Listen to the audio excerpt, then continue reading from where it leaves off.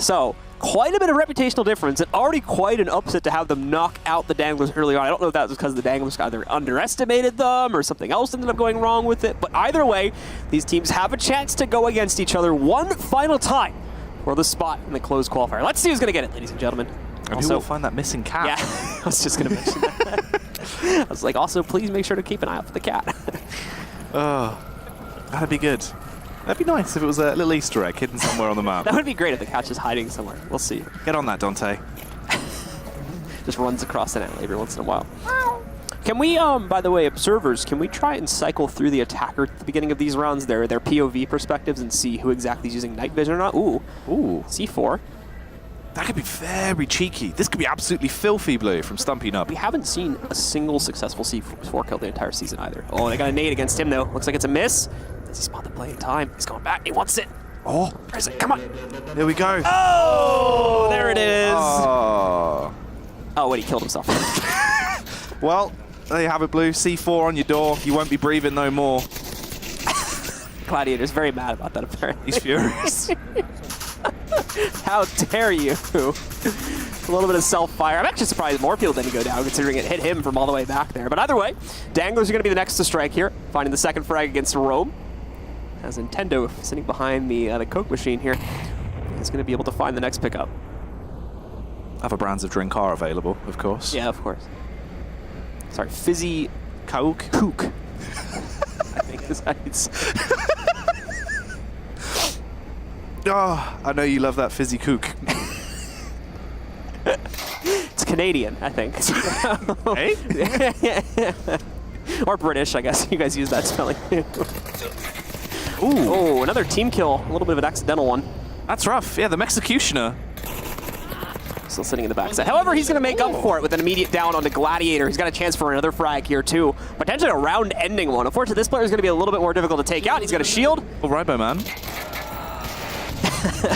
He's going to make the fake death sound there, too, to try and throw people off. Won't work, as he is finished off relatively quick. The Danglers just going for a massive pinch on the uplink, and it now leaves a last man standing for Rome. All on his lonesome here. Who is it? Aramida. He has actually donned the night vision.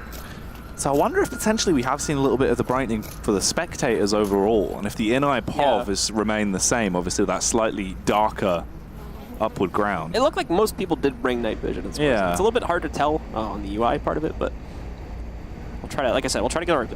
I'd like to see our observers try to cycle through the attackers just to see how many people Here we go. pick up night vision at the start. At the start of the rounds. Yeah. Well, slowly creeping down the stairs of death at the minute. They're just swamped in bodies. He'll have to be walking over teammates and enemies alike. Oh, this is cheeky. He's pixel walking. Is this allowed? All right, Fnatic boost. What's going on here? Come on, Olafmeister, calm down. So he's going to make his way down. The problem is the angle. Oh, I was going to say the angle doesn't play into his favor, but he makes it.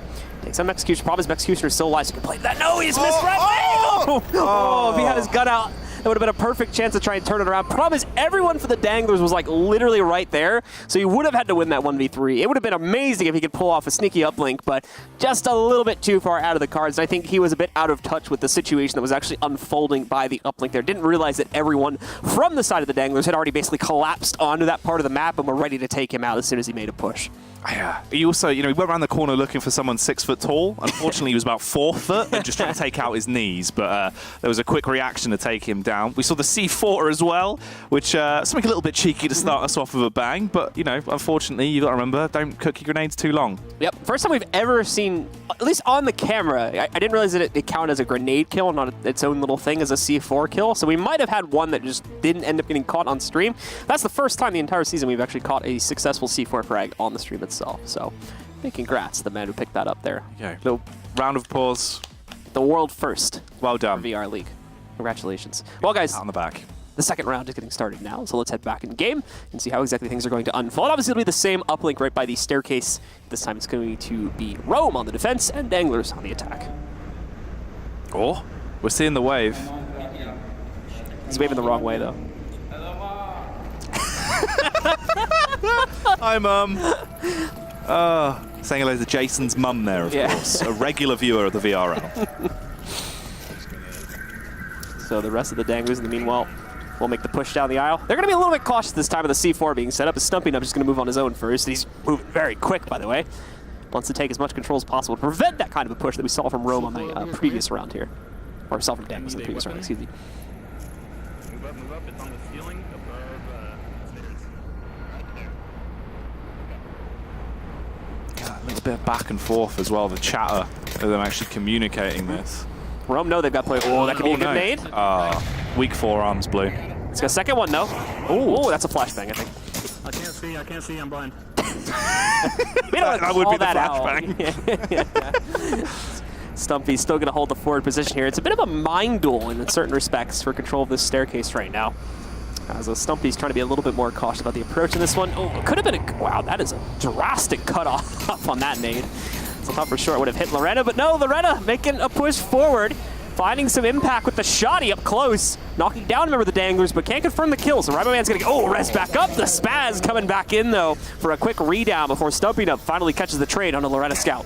And the Spaz 12 punish coming through as he slumps them out. At this point, they do go 1 for 1. There is the potential for a revive. For Stumpy Nub, looking like he wants the strike to advance his way further down. A bit of a spam on top of him as well. Does get that knife kill off. Nicely done as he carries on. This turtle slowly advancing, leaving a line of fear in his path. An executioner with another one leaves just Aramita alive behind the green soda machine. What brand is that? Cucumber juice. Cucumber juice. Whoever you just do it. It's actually been Wait a second. We're not going to talk about that. Oh. No, stop. Take it away. Take it away. Turn to the left, please. Oh, cameraman, no. Oh, it's outrageous. This can't be happening. It's PG-13, Blue. Oh boy, Expediter's gonna end up with a team kill here, so the Danglers ultimately do have control on the attack right now. They still have to deal with Aramita, who's remained very quiet and very cucumbery, apparently, sitting behind the machine right there. This will allow for a res to come up on. Stumping up the shield is, of course, now back in play as a result of this, too. But Aramita, I like the little shield bop as Aramita is going to be able to sneak out. At least finds the upset kill on his Stumpy Nub, but unfortunately can't go much further than that as the Danglers as they have a celebratory hug or high five session or something there. Close out our round number 2. They are one more round away from winning the series, the map, and the tournament to qualify them into the closed qualifiers in 2 weeks. What a show-stopping fashion it would be in as well. These rounds are like hilarious, by the way. It is actually just crazy in the way they're playing this. Just, you know, a lot of love coming through from that team. Our production team's making things interesting as well. I mean, that's the thing, Blue. Is that a cucumber in your pocket, or are you just happy to see me? I still... yeah, I mean, that's a thing on the soda machine, apparently. I've never seen that before. So. Oh, it was just the positioning was amazing. Oh, it was a huge pos. One of the best angles I've seen in a very long time. Incredible stuff. That man knows his Kurt angles. Much better than the kook machine on the other side of the room. Oh, great. All right, let's go into the game. It's time for round 3. Please take the camera off us. Let's go back in and see if the Danglers can get the quick closeout, or if we're in for a bit more fun here. Oh, it's more fun with our fizzy kooks. Why is that one down in that position? Let's discuss this for a sec. If that fell right there, it would be like in the middle of nowhere, that machine. Yeah, I don't know what way it was facing. It was either that or it was upside down when it was right way up. Where the back would have been exposed. Yeah, Someone would have had to like body slam it down. Someone could have unplugged it really easily, like messed with it. Maybe they were installing it. Yeah, it just fell over. Whatever happened to this part just transpired crisis. All right, good start for Rome here this time. Gladiator's going to be able to pick up the opening frag on Stumpy Nub, but Raibo Man's going to kill himself, apparently. So, right back to the lunacy that we were experiencing in the last few rounds here. What is this? It's all just so hectic. How did he kill himself with a nade this early? I'm really confused as to how that happened. I don't know what he's done. Maybe he's clipped it on something? Did he C4 himself again and just like not actually get anyone? That's like the only thing I can think of, maybe. I didn't hear the explosion, though, so it's hard to tell what it was. Nintendo, though, will catch the first trade for the Danglers. A bit of a long-range kill this time. Not going to member of Rome. And obviously, again, by the way, we have changed the uplink plug. I think it's in the middle of the subway this time around. Not going upstairs just yet. Cool. Nade going through. That's going to be the smoke, and then the high explosive to actually give them a little bit of a shroud. Cat is still missing. Tabby Cat with 3 legs, Blue. One of the legs is missing. Maybe he naded himself like the Ribo Man did. However, Rome have been able to move in and get access to the initial subway point. Looks like they're actually going for a multi-pronged approach to this one. A 3-legged approach, you might say. And they're going to work their way in from the far bottom of the subway as well, which will lead them up this staircase there in the middle. What are these ads? These are all new, I think. I don't think a lot of these are in here before. Look, Ma, no cavities. These are actually great. Like, This is huge. props to Dante and the rest of the dev team, by the way, for these. This is all pretty hilarious stuff in the map. Well, Flashbang will move its way out here as Danglers trying to hold down the hallway from Summer, sitting on the other side behind the kook machine. I'm just going to say it like that. that's what I'm calling it from now on. That's what it says. Oh, and the they actually trade. trade. Oh. Headshot from Executioner, but enough damage from our Rome player as well to knock out the member of the Danglers without a chance for a revive. Nintendo advancing. It's potential for a backstab here, as obviously the backsteps are open. Gladiator's on his charge up, but he pre-fires the whole way up. So paranoid about someone being in close proximity. This actually draws Nintendo back. If he tries to fight down here, he does still have his HE as well. He could cast that nade down, but it's going to be an early fight. The smoke came up, gave him the information he needed to push aggressively, and they get another kill, Blue. Now it's tied up. 2 apiece on either side right now in the battle of attrition with 2 minutes on the clock. That's a ton of 2s. He's going to chuck the smoke. Oh no, but they didn't defend the uplink. We completely missed it. Rome, while the Danglers were fighting in the side tunnels, just walk right up on the uplink point, send the code, and close out the round. What a snipe from Rome. And they are right back in the game. Fully loaded series now at 2-2. And this is it. This is the final round.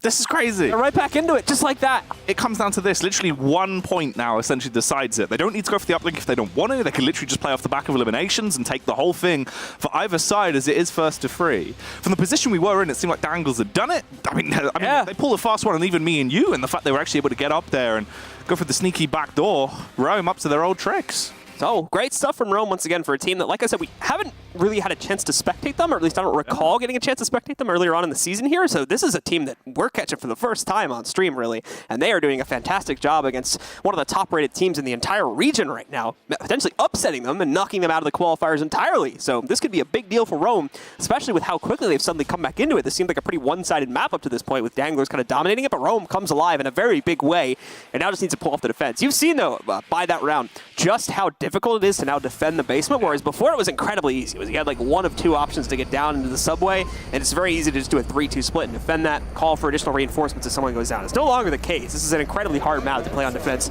and specifically on this uplink because of just how many positions people can come from now. Yeah, the new stairways provide a lot of interesting access points, and I think overall the map has had really loads of positive changes. Okay. That's an early C4. Oh. That's an angle you wouldn't clear. The thing is, though, where's the uplink at? How close is it to that? Can we go back? It was pretty darn close. So yeah, because there is a limiter that prevents you from... Someone just say... Did he just tase him? I've never seen a tase before. Oh, don't tase me, bro. Well, that was electrifying, Blue. Oh no! He got tased. Oh boy. Stumping Up's on a mad one. What's going on? He's just dominating right now. You've been hit by the Stumpy Nub. Hey, start closing in, so set one. So they're going to be able to push up. They get easy access to the side tunnel and they work their way. But yeah, on that C4, the thing is, I don't know if it'll work that close to the uplink because there is a limiter that I've been told about where it actually just won't blow up if it's too close to the uplink. So I'm not sure if that's like just outside of it or we'll have to see. That might be something they've rehearsed before. Yeah, like I'm assuming the players are smart enough to know that and they Yeah. wouldn't have thrown it up there if it wouldn't have worked, but we'll find out about that. Oh. Well, Lorena from further away, they can fix that kill. Not a team kill, but either way, next player gets the warning on that one. We'll be able to fall back up the stairs. So, 3 versus 3. Oh, look at this push! Stumpy Nub! Oh, the cheek of this man! The mailbox swings open. He picks up the kill on Aramita. Lorena's scout is also going to go down and trying to push out Expediter. I don't know why they thought they could get that aggressive. And now it's down to only this last player from Rome. Simon Bullist is going to be left open against Stumpy Nub as he finds the frag against him. 2 more players to knock out, though. And he's got a relatively close range weapon, if I was looking at it correctly there. It might have had a P90, and I don't think it's actually that. I'm kind of looking a little bit better now, but he's going to go for the push forward. Gotta take this at close range. I don't know if he knows he's got that second player to deal with the side tunnel. He's got it. No, it's the TAR 21, but not good enough, unfortunately. Is caught in the open by Expediter. The final 1v1 goes by the way of the Danglers. They will close out on a very fun map more than anything else and take the spot in the North American closed qualifiers. Big congratulations to the Danglers. Amazing effort from Rome to attempt to pull off the upset one more time. They did, I should remind you, do it already earlier in the upper bracket finals, but unfortunately couldn't do it here in the grand finals. And as such, the Danglers will be moving forward into the closed qualifier, which is going to be in just about 2